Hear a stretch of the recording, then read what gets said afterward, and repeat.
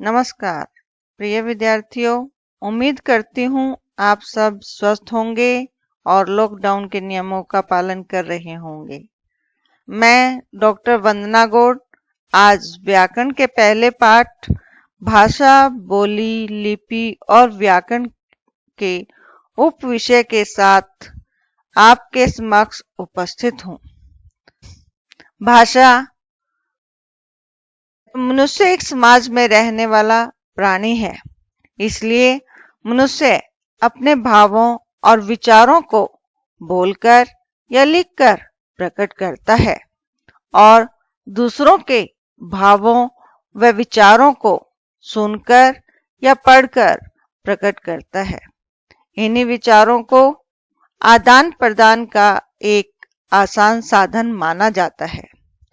भाषा शब्द संस्कृत की भाष धातु से लिया गया है, जिसका अर्थ है बोलना। परिभाषा, आइए परिभाषा देखें।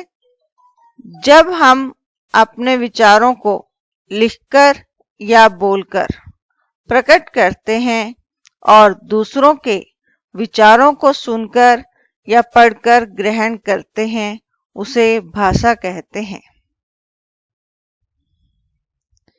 भाषा के दो रूप होते हैं, मौखिक भाषा, लिखित भाषा। जिस प्रकार बच्चों आप मुझे सुन रहे हो, यह कौन सी भाषा है? मौखिक।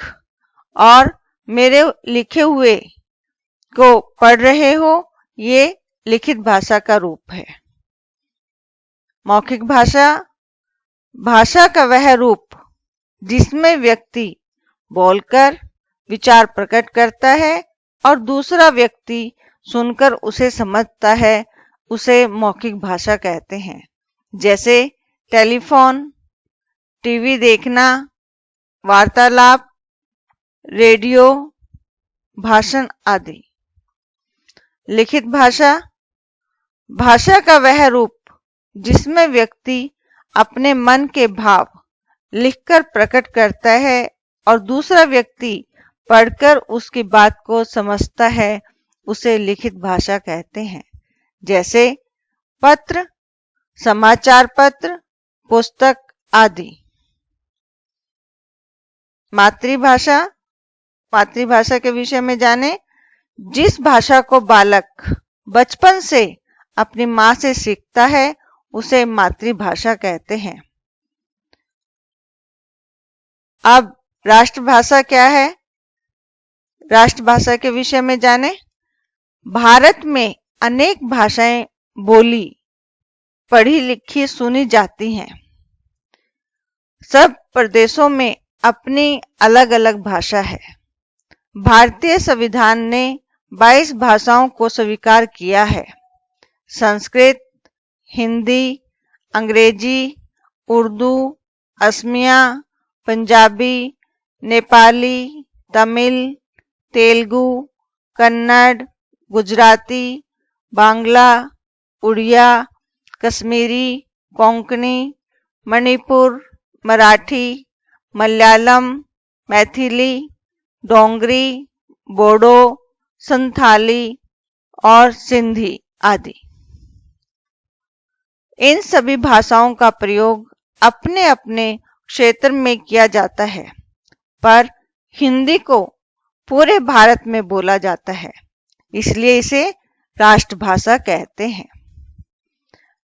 राजभाषा के विषय में जाने। जब किसी देश में सरकारी काम में भाषा का प्रयोग होता है, उसे राजभाषा कहते हैं। 14 सितंबर 1949 को संविधान सभा द्वारा हिंदी को भारत की राजभाषा घोषित किया गया। इसलिए हम लोग प्रति वर्ष 14 सितंबर को हिंदी दिवस मनाते हैं। अब बोली क्या है? भाषा के बाद बोली का वर्णन करते हैं। किसी छोटे क्षेत्र में बोली जाने वाली भाषा को बोली कहते हैं। भाषा का क्षेत्र विस्तृत अर्थात बड़ा और बोली का क्षेत्र सीमित संक्षिप्त होता है। अधिकतर बोली का नाम स्थान के आधार पर रखा जाता है। जैसे हरियाणा की बोली हरियाणवी कहलाती है, राजस्थान की बोली राजस्थानी कहलाती है, मारवाड़ी और गुजरात की में गुजराती बोली बोली जाती है। लिपि किसी भाषा को लिखने के लिए जिन चिन्हों की जरूरत होती है उन चिन्हों को लिपि कहते हैं। लिपि भाषा का लिखित रूप होता है। सारी भाषाओं के लिखने की लिपि अलग होती है।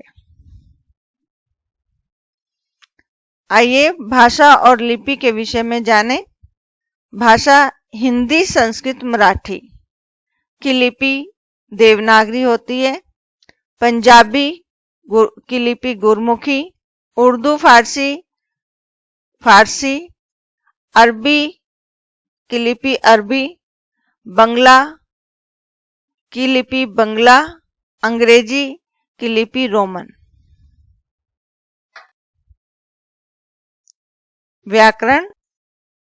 व्याकरण का अर्थ है भली प्रकार से समझना। व्याकरण वह शास्त्र है जिससे भाषा को शुद्ध लिखने, बोलने और पढ़ने का ज्ञान सीखा जाता है। शुद्ध लिखने के लिए व्याकरण को जानने की बहुत जरूरत होती है। व्याकरण से भाषा को बोलना और लिखना आसान होता है। भाषा को प्रयोग में करने के लिए हमें भाषा के नियमों को जानने की जरूरत है।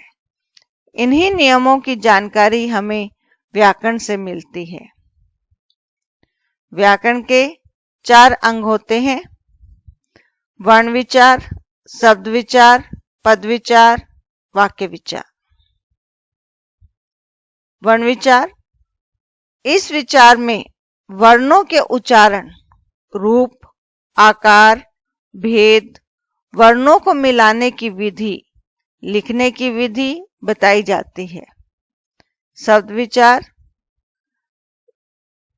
इस व्यवस्था में हम शब्द के मूल रूप, भेद, रूप तथा रचना का अध्ययन करते हैं।